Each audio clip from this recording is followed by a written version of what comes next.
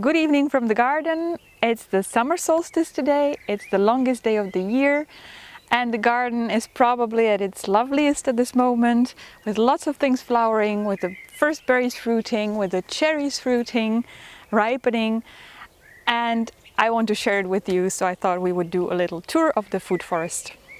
I am standing next to our cherry tree, which was planted 4 years ago. And it's the tree that out of the trees, all the trees that we planted here, has grown the most. It was also one of my first fruit tree guilds that I planted on this plot. And I tend to think that that has contributed to the health of the tree and to the fast growth. There are different plants here, plants that support it. There was lupin, which is nitrogen fixer. There is mint, which attracts pollinators. There is comfrey, which is a great mulch plant. And there are also other flowering plants that attract pollinators and beneficial insects. The cherry variety is called Cordia, and it's a Czech variety. I come from the Czech Republic, so it's a bit of a sentimental thing for me, but it is a really delicious variety also, with huge cherries. This one is not quite ripe yet. Maybe I can find a darker one. Or we'll have to, this one is not as huge as they can get. But we have to get to them before the birds do. After a very dry spring, we finally had some rain last week, and that made us and the garden very happy. We're very happy that we don't have to water our raised beds all the time. And probably the part of the garden that was the happiest is our pond, but where the water level was getting dangerously low, but now it has been replenished. So let me show you what it looks like.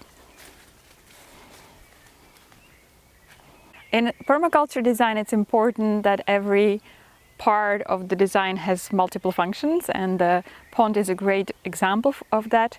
I mentioned in my April video that one of the functions of the pond is to create a very favorable microclimate for our frost susceptible trees like the apricot and peach. But it also, of course, attracts a lot of wildlife. There are frogs that eat slugs, there are dragonflies, there are newts, bees come to drink here. And it's really wonderful to observe this. But another thing is we also planted some edible water plants in the pond. We have not really been harvesting them yet, because in some cases, like with the water lily, the part that you eat are the tubers, and we don't want to start harvesting those before the plants are really full grown.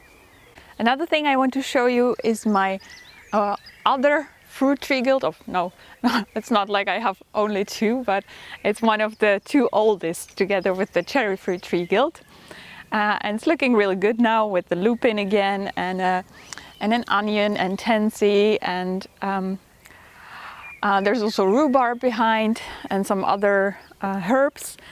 But you know, this is like, I got so much to tell you about this that it really warrants its own video. But now let's head over to our apple trees, which when we did our April tour were flowering, because that is where I've been developing my newer fruit tree guild, and they're looking particularly beautiful at the moment, so I definitely want to share that.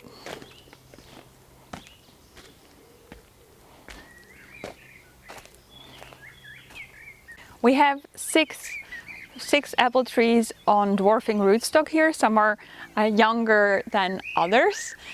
So some are still quite small, but the ones over there we have moved from our first garden here, so they are over 10 years old, I think. And they're all different varieties for a great variety in the harvest times, and also in how long we can store them. And they're interplanted with fruit bushes. We've got black currants and other kinds of currant, and then there are other plants in the herb layer with many different functions. So there are plants that attract, many of them are edible actually, Like there's rhubarb, for example, which I use as a mulch plant. There is anise hyssop, which is also, it's not flowering quite yet, but it's a great bee plant, but it's also, of course, a culinary herb and a great herb for tea. There are, again, perennial onions. There is verbena, which is a great plant for attracting butterflies, but also bees. And feverfew, is that the English word? Is also a great plant for attracting beneficial insects. So the plants I mentioned are some of the plants that are flowering at this very moment, but it is important in the forest garden to have a succession of flowering plants throughout the season, because bees do not only need nectar and pollen at the moment when your apple trees and your plums are flowering, they need it for the rest of the season as well. So we have a very really great diversity here. There are some plants that have not flowered yet, like oregano and bee balm over there, and they're all great pollinator plants as well. And maybe the most beautiful flowering plant, and probably the most beautifully scented one at the moment, is this rose. It's an old rose variety. It's called the Rech. And I got it as a gift from Marcus Kobbelt when we visited his nursery Lubera and when we filmed a video there. And it's a plant that I did not know I needed. It's like I mentioned, it has a beautiful scent, so it's a great rose if you want to use roses in the kitchen as well, like to make a rose syrup or something. And so far I've been pulling off some of the petals and drying them, and I want to store them for winter and make a mixed flower tea with maybe chamomile and other things as well. Another part of the garden that is bringing me a lot of joy at the moment is the pergola, which is planted with many different edibles. If you have watched some of our other videos for previous years, then you probably know that we also grow grapes up the pergola and hardy kiwis and some other stuff as well. But what's fruiting right now are the berries. We have different varieties. The one that is like at its best now is Thaiberry over here, but I've already picked some fruits this morning. There's boysenberry over there, and this is black raspberry. Another part that is bringing me a lot of joy, and I feel like probably all the parts of the garden are bringing me joy at the moment, is this quite new fruit tree guild under my plum tree, and I showed you part of it in our April tour video. And if you saw it then you know it looked quite different. Now we have the sage flowering and nepeta, what's its catnip? Couldn't remember the English name. The rhubarb is huge over here. And again, the idea is to have a succession of plants that attract, flowering plants that attract pollinators and other beneficial insects. If you watched our April video tour, then you know that I promised you a more in-depth video about this part of this fruit tree guild, about this part of the garden, and we have not gotten around to filming it yet. I'm sorry about that. I hope we will manage, but unfortunately the time we have in the the garden is very limited, and there's so much to do, so we can't always take the time to film the videos, but we do our best because we really like to bring you lots of inspiration for your own gardens. This morning I asked on Instagram whether people had specific questions about the food forest that I should answer in the video, and one of the questions I got was, how do we manage weeds as the garden is maturing, getting more mature? And I want to address that. The most important thing is to get rid of perennial weeds before you start planting up the herb layer. I have talked about this in previous videos. What we do is cover the strip of the garden with cardboard for a season, which will kill the couch grass and other stuff that's growing here. Ground elder we have attached to. So this part of where I'm standing was covered 2 years ago, and we only started planting it up after that. But I want to show you another part of the garden that is being covered and de-weeded at the moment.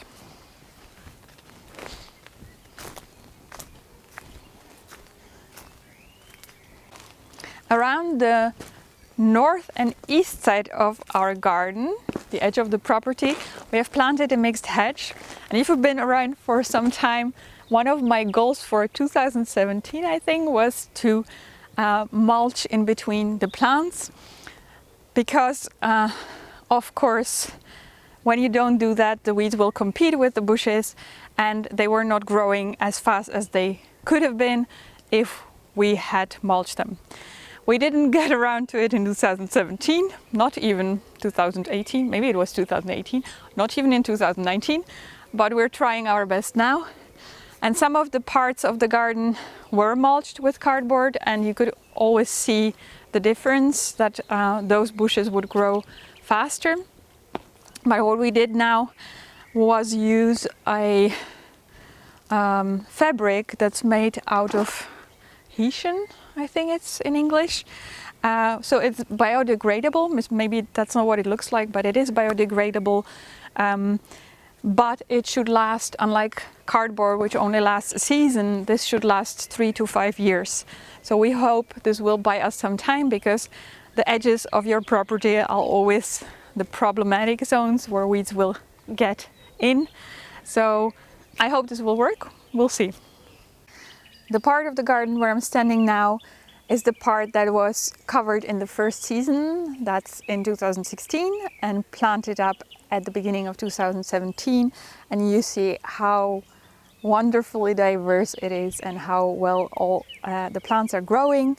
Just a few things we've got here: fennel, good King Henry, tansy, lovage, comfrey, of course, permaculture plant number 1. Over there is also some blackcurrant bushes. So lots of edibles, medicinal plants, plants for insects. There's cardoon over here. We have a video about this part of the garden, which I will link below if you want to see what it looked like last year.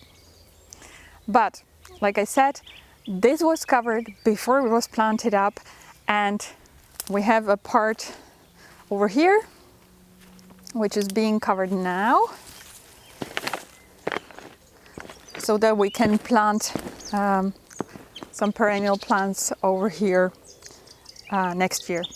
There's another plant I want to show you, and that's the tree that we have planted most recently. As you can see, it's a tiny thing, but it's a nut tree and it can get huge. It could become the biggest tree in our garden if it thrives, which we don't know yet. And well, a little backstory. I am a garden writer and I often get to visit specialized nurseries, which is really fun, and I get to talk to people who are specialized in different, usually edible plants, because that's my main interest. And 2 years ago we went to a nursery which is specialized in nut trees, and they gave me this tree, which is a cross between a hickory and pecan. It's called hican, and the variety is called Burton. But they themselves do not have any grown-up tree of this variety, or even hicans or pecans. So I do not know how well it will do in our climate. There are 2 possible problems. One is that its cold requirement will not be met, because our winters are getting increasingly warm. And then it's the spring frost, because the tree can survive quite a lot of frost when it's dormant, but then once it starts growing, it will be damaged by frost. And even this seedling, you can see, was damaged by frost this spring. What I'm hoping for is, as it gets taller, that the same thing will happen as with our walnut. The spring frosts are usually close to the ground, so if the trees are tall, the upper branches will not be affected, and our walnut is still fruiting, even though it had the lower parts had some frost damage. But this is quite a bit of gamble for us. I would love it if we could get this some nuts, because I love pecans. Obviously, I've never tasted pecans. If you maybe know more about this tree, let me know. But now let's head over to another interesting edible, which we planted several years ago. So it's a lot bigger and it's fruiting at this moment. If you watched our April video tour, then you saw this tree when it was flowering, and back then it was really at its most beautiful. The blossom is quite spectacular, but another great thing about this tree that the fruits ripen so early, mid-June, I'd say. And this is what they look like.